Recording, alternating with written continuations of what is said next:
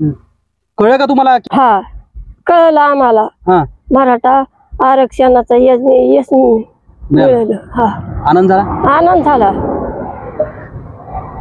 किती मोठा संघर्ष केला होता तुमच्या मुलाने?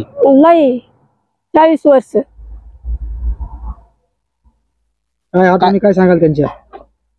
त्यांच्या आठवणी, त्यांनी झेंडे रवले, आणखीन झाडाला, आवताला, नांगराला, लिंबाला. लहानपणीपासून गळ्यात रुमाल घालून. हा लहानपणीपासून जसं 3रीला गेल्या का शाळामध्ये 15 ऑगस्ट बघितलं का त्यांच्या ते डोक्यात बसलं आणि मग ते तसेच झेंडे खुशीत राहिले. वाटते आज? आज आनंद वाटतो.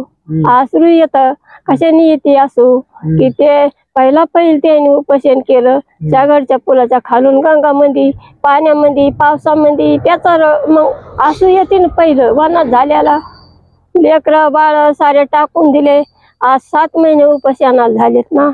त्यांनी उंबऱ्याला असा पाय लावला नाही, लेकराकडे बघितलं नाही, जेवणाकडे बघितलं नाही, जेवणाची कदर केली नाही. ते जेवले सुद्धा नाही तर भरपूर केला साजरा. आणि साऱ्या जगाला त्यांनी महाराष्ट्राचं पुण्य केलं. सारं आरक्षण घेतलं. समाधानी आहेत का आज? आज समाधानी आहेत.